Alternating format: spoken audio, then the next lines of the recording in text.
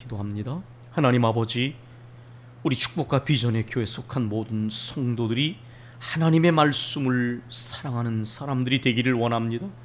사람이 떡으로만 사는 것이 아니라 하나님 입에서 나오는 모든 말씀으로 산다고 했사오니 일용할 양식을 먹듯 말씀을 손에서 놓지 아니하고 마음판에 새기는 분들 되게 하옵소서. 아버지, 우리는 무릎으로 살아가기를 원합니다. 말씀의 약속을 믿고 감사하면서 소망 가운데 무릎을 꿇어 능력과 지혜를 힘있게 하옵소서. 그래서 우리들의 입술에서 하나님을 향한 찬송과 영광의 소리가 터져 나오며 주님에 대하여 할 말이 많은 사람, 널리 주님을 증거하는 걸어다니는 전도자들 되어지도록 우리를 붙잡아 주옵소서. 예수님 이름으로 기도했습니다. 아멘. 우리가 함께 봉독한 말씀을 통해서 하나님께서 저와 여러분에게 은혜 주시길 원합니다. 국민일보 인터넷판 9월 8일에 보니까 다음과 같은 기사의 제목이 났습니다. 코로나 블루 또 다른 재난, 일부 불길한 징후 악화하는 자살 관련 데이터, 이런 기사가 있었는데요. 그 내용을 보니까 이런 것입니다. 자살자가 지난 6월까지 6,278명인데 이것은 물론 추정치입니다. 6,278명. 지난해의 숫자보다 조금 적습니다. 지난해까지 6월까지의 자살자가 6,431명. 적다가 표현했지만 하나의 귀한 생명이 6,000명이 넘는 인원이 스스로 생명을 끊었고요. 또 여기에 딸린 가족들이나 살아난 이들의 슬픔을 생각하면 절대로 적은 숫자가 아닙니다.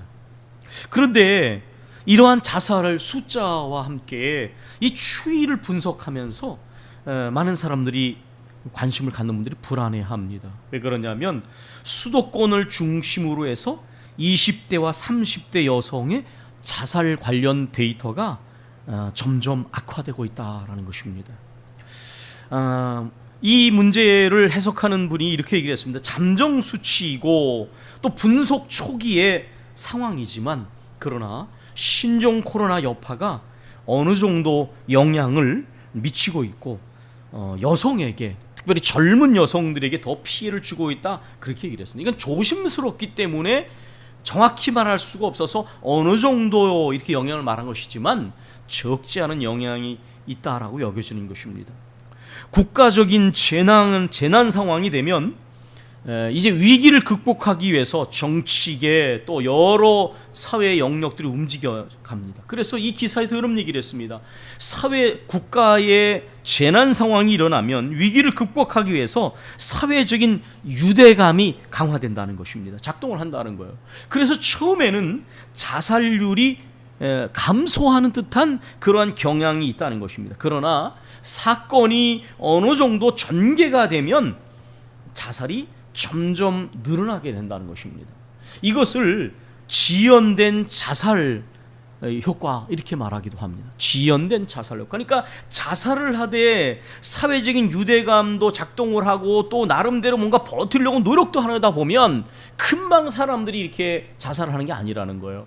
그러나 나중에는 이 어려움이 계속 지속이 되고 이렇게 더 강화가 되게 되니까 결국은 견디지 못하고 자살하기 때문에 이것을 지연된 자살이라고 불러지는데, 문제는 이 지연이라고 하는 기간이 점점 짧아지고 있다는 것입니다.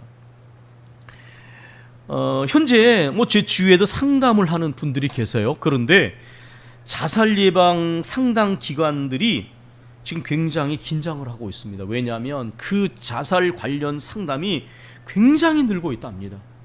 어떤 데는 전화 상담을 하기가 연결이 어려울 정도로 그렇게 지금 상담이 늘어가고 있다는 것입니다.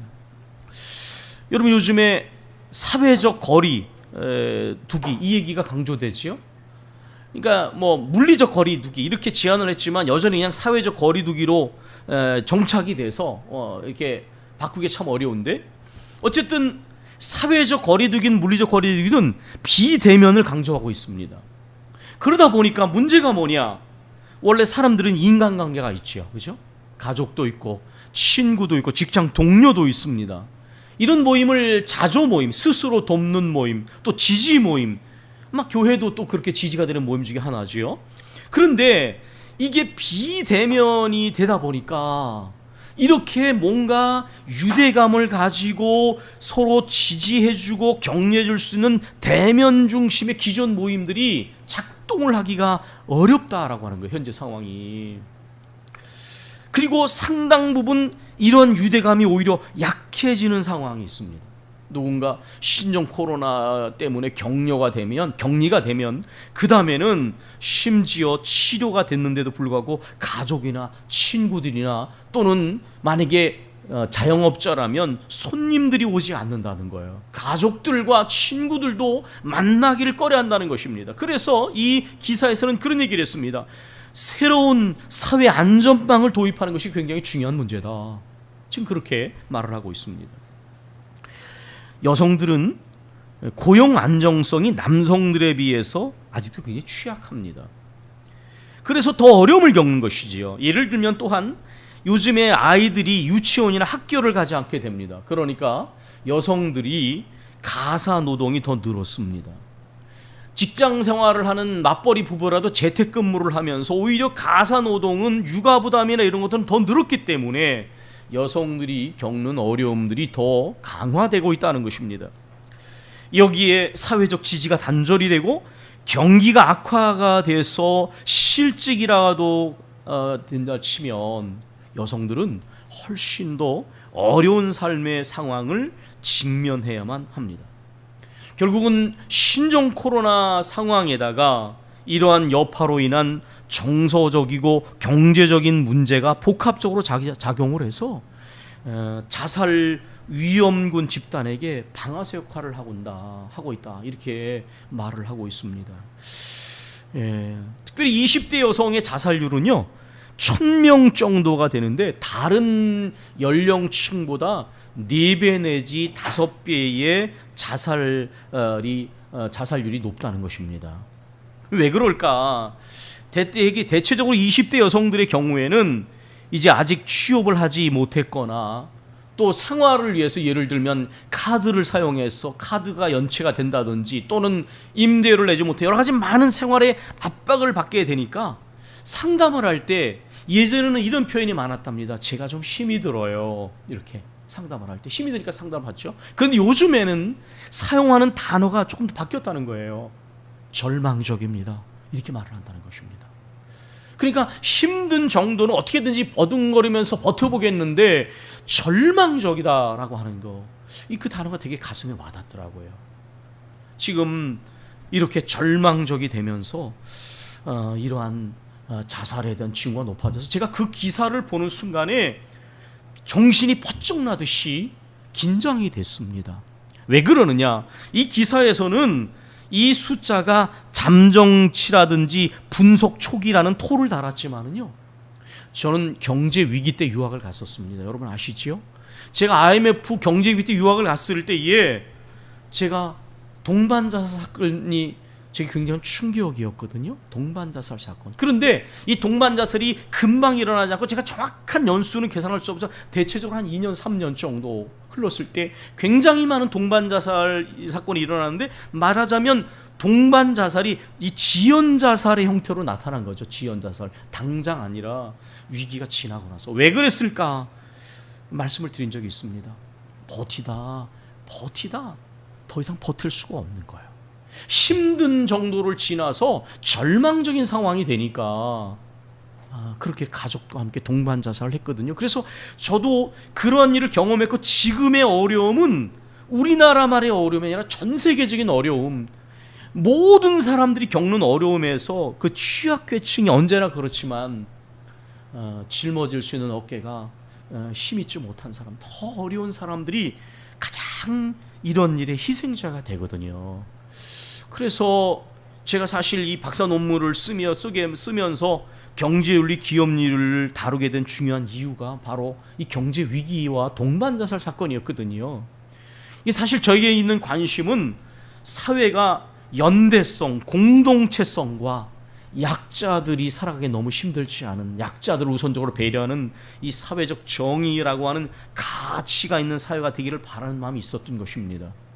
이것이 또한 하나님 나라를 아는 우리 믿음의 세계 속에서 가장 누구보다도 약자들에 대한 배려나 이 형제의 공동체성을 우리는 하나님 나라에서 경험하기 때문에 이것이 현실 한복판 속에서 연대성, 공동체성과 사회 정의가 이렇게 작동하는 그런 사회가 되기를 바라는 마음이 있었고, 또 연구소도 그러한 뜻에서 세웠던 것입니다. 현실적으로는 이 복지가 어느 정도 정착이 돼서 최저 생활비 문제라든지 또는 의료, 주택, 또 교육 이런 것 같은 인간의 가장 기본적인 문제들이 그래도 형평성 있게 이루어지길 바라는 마음을 가지고 사실 저는 박사 논문을 이렇게 쓰게 되었습니다. 지난 주간에 시찰에 임원들이 모인 자리가 있었습니다. 그때 이제 각 시찰의 시찰장과 서기와 또 노예 서기 목사님이 모여서 함께 이렇게 대화를 하는 가운데 제가 이 기사 얘기를 좀 했어요. 그랬더니 기사 얘기를 하면서 제가 우리가 뭔가 대비를 해야 된다 그런 얘기를 했습니다. 그랬더니 한 분께서 어떻게 해야 되느냐라고 하는 이야기를 했어요. 사실 그게 누구 한두 사람이 해결할 수 있는 문제가 아니죠. 한 국가도 해결하기 쉽지 않은데, 그런데 어쨌든 기본적인 방향성은 있습니다. 말씀을 드린 것처럼 이렇게 이 신종코로나 관련돼서 일어나는 일이 경제적이고 정서적인 문제라면 거기에 맞춰야 되지요. 그래서 사회적인 연대성과 유대감을 강화시켜야 됩니다. 예를 들면 국가와 이렇게 모든 정치를 맡은 분들은 어떻게든 이 돌봄의 체계를 강화시켜 줘야 됩니다. 정부도 그런 일들을 해왔죠. 지방자치들도 이런 어떤 경제적인 차원에서 또한 어떤 돌봄의 체계를 강화시키는 일을 해야 합니다. 또 가족이나 친구들 간에 서로 간에 전화 하나라도 문자 하나라도 나 중심으로 살지 말고 혹시 주위에 어려운 사람들은 없는지 돌아보는 일이 필요합니다. 전화 한마디가, 전화 한 통이 때로는 큰 힘을 줄 수 있는 건 아니겠습니까? 무엇보다도 교회는 이제 저는 목회자로서 목회적인 돌봄에 더욱더 힘을 써야 하고, 우리 축복과 비전의 교회 성도들끼리도 어렵지만은 서로 간에 관심을 가지고 서로 기도해주고 서로 안부도 전하시고 그렇게 해야 됩니다. 여러분, 아주 중요한 것입니다. 또한 우리 교회의 전통에 늘 있듯이 교회가 어려운 사람들을 돌아봐야 합니다. 이따 주보 그 광고 시간에도 제가 광고를 냈고 또 광고 시간에도 말씀을 드리겠지만은 작은 일이라도 우리가 나누는 일이 굉장히 필요합니다. 저도 이렇게 주위에서 사랑을 이렇게 받은 분들이 있어요.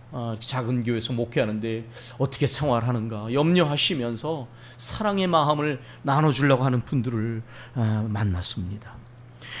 그러나 여러분 한번 생각해 보십시오. 우리가 은과 금을 줄지라도, 여기서 은과 금은 물질을 말하는 것이죠. 어떤 경제적인 실적인 도움입니다. 그것을 교회가 주려고 할지라도 교회가 줄 수 있는 것은 한계가 있습니다.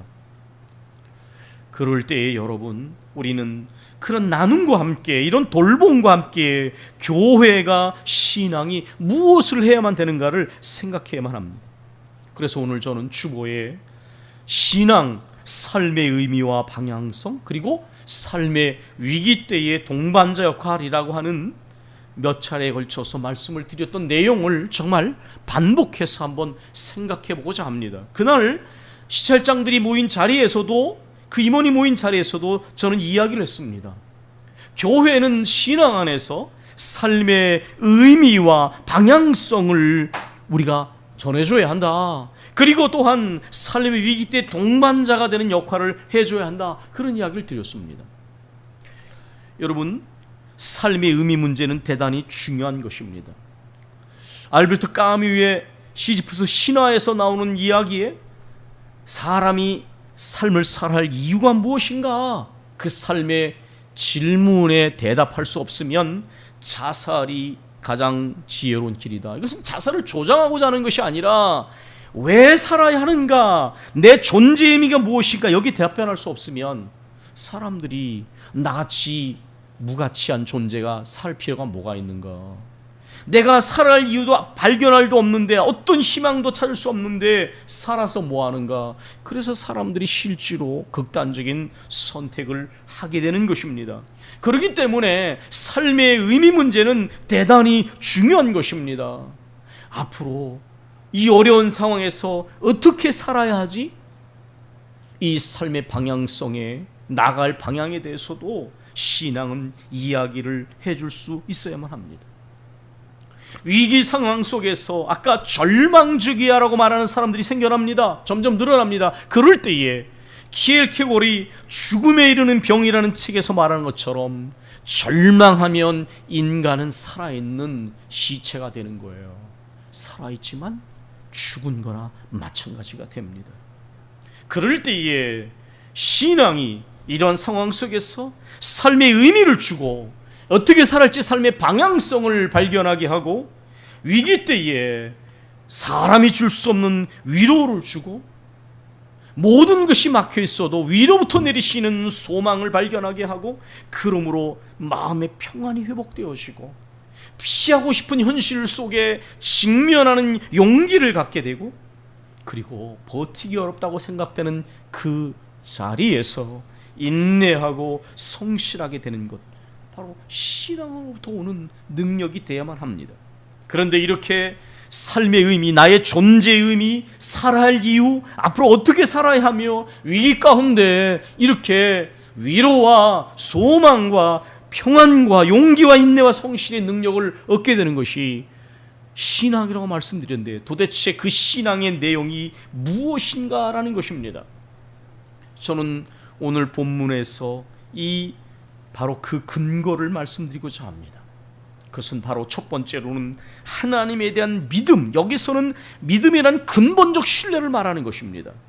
그리고 하나님 나라를 구하는 신앙, 하나님에 대한 근본적인 신뢰와 하나님의 나라와 의를 구하는 신앙이 바로 우리로 하여금 삶의 의미를 발견하게 하고, 삶이 어떻게 나가야 될지를 우리가 생각하게 하고, 그리고 삶의 위기 가운데 우리에게 능력으로 동반자가 되는 것을 경험하게 하는 힘이라는 것입니다.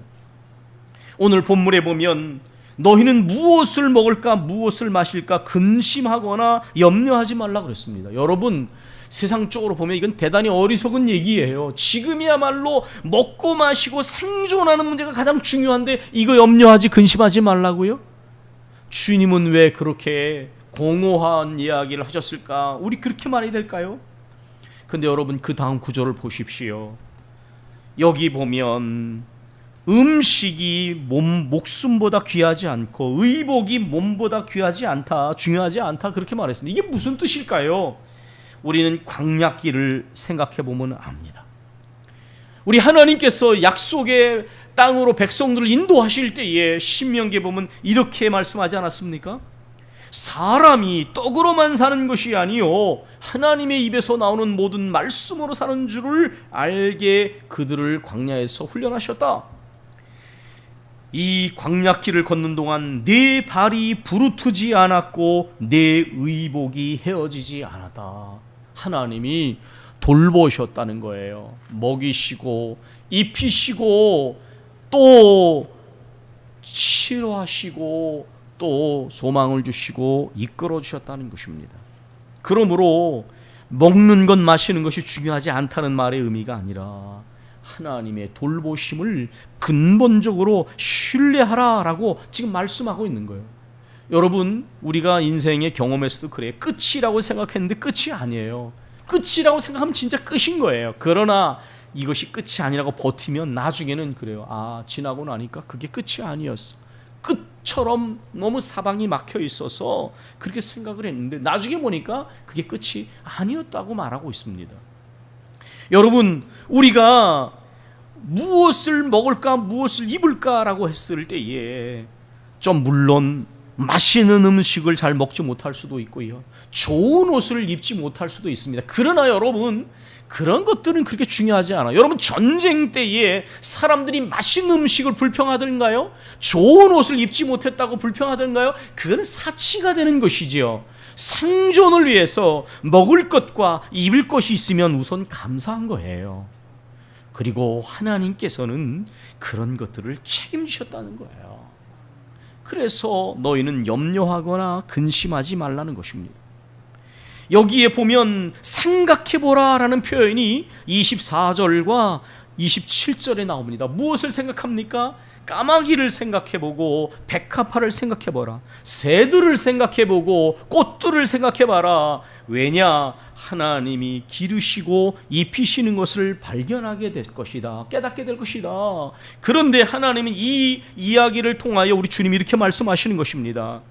너희는 이것들보다 훨씬 더 귀하다. 하나님이 주신 피조물을 다 귀한 것이지만 하나님은 하나님 형상을 따라 지은 우리들을 굉장히 귀하게 여기신다는 거예요. 얼마나 더 귀하냐? 나의 존재, 내 존재 가치가 없는 사람이 아니라 우리는 하나님의 백성과 자녀로 하나님의 사랑과 관심을 받은 존재라는 거예요. 여러분 기억하셔야 돼요. 때로는 외로울 때가 있지요. 그러나 나 외로울 때 좋은 친구라. 아까 우리 88장 찬양을 했잖아요. 나 외로울 때 좋은 친구라. 주위에 아무도 없는 것처럼 느껴져도 주님이 내 친구가 되셔. 그리 위로받더군요. 때로는 사람이 그럴 때가 있잖아요. 그런데 나는 어떤 존재냐? 하나님의 백성과 자녀로서 하나님의 사랑을 받고 관심을 받고 돌보심과 인도하심을 받는 사람이다. 여러분, 우리가 그렇게 고백할 수 있기를 바랍니다. 아멘. 너희는 염려하고 근심함으로 인하여 내 길을 한 자도 할 수 없다. 이게 무슨 말입니까? 염려와 근심은 비생산적인 겁니다. 이건 대단히 소모적인 거예요. 심리학자들이 말하지 않습니까? 하루에 사람들이 몇만 가지 생각을 하는데 그 중에 90%는 쓸데없는 생각, 지나간 일에 대한 실패, 또 오지 않은 일에 대한 걱정, 또 상상, 이런 것들이 있는데 여러분, 이 염려 근심도 생산적이지 않습니다. 이걸 재해석하면 물론 생산적이 될 수가 있겠죠. 이 염려와 근심이 비생산적이 뭐냐? 할 수 있는 것도 포기하게 만들더라고요. 여러분, 저는 실제로 그런 거 봤어요. 앉아서 걱정만 하면 아무것도 안 하게 됩니다. 염려와 근심에 사로잡히면 아무것도 안 하고 그냥 그렇게 주저앉아 있게 될 가능성이 커요. 그래서 이 염려와 근심은 아무것도 생산적인 것을 낳기가 어렵다라고 하는 거예요. 그러나 믿음은 변화를 불러일으키고 앉은 자리에서 일어나게 만들잖아요. 행동을 하게 만든다고요. 그래서 믿음과 염려와 근심은 전혀 다른 결과를 낳아요. 여기에 믿음이 적은 자들아 이렇게 말씀하셨어요. 염려하는 사람들은 믿음이 적은 사람들이다. 왜? 근본적 신뢰가 무너졌기 때문에 그런 거예요. 저도 유학을 하면서 굉장히 어려움을 겪을 때 하나님께서 저를 훈련시키실 때에 그 훈련의 이유 중에 하나를 깨달은 게 있는데 이런 마음속에 소리가 들려왔어요. 너 그래도 나를 믿을 수 있느냐 여전히. 끝이라고 생각되는 그 순간에도 아무것도 안 보여도 내가 너에게 아무것도 하지 않는 것처럼 보여줘도 너 그래도 나를 믿을 수 있느냐? 하나님이 나에게 그걸 물으신 것을 느꼈습니다. 그것은 바꿔 표현하면 바로 근본적 신뢰예요. 아무것도 안 보여도 내 눈에 아무것도 보이지 않고 귀에 들리지 않아도 주님이 멈추신 것이 아니라는 것, 주님이 일을 진행하신다는 것, 그것은 바로 근본적 신뢰를 우리 주님께서 우리에게 원하시는 것입니다. 여러분, 이번 연도에 신종 코로나와 관련된 이 상황 속에서 기대가 무너지고 예상과 예측이 빗나갔습니다. 제가 왜 이런 얘기를 드리냐면 키엘케고르는 죽음에 이르는 병에서 이 절망을 이야기할 때 왜 절망이 일어나느냐? 내가 나임을 부정하게 될 때 절망하게 된다. 좀 이상하게 들리죠? 그게 무슨 말이냐면 현재 이 상황과 처해 있는 상황 속에 내 모습이 마음에 안 들어요. 이거 내가 원했던 모습이 아니에요. 내가 원했던 상황이 아니에요. 그럼 절망하게 되는 거예요. 내가 원하는 상황과 내가 원하는 모습이면 사람 절망하지 않아요. 그런데 내가 원하지 않던 상황이에요.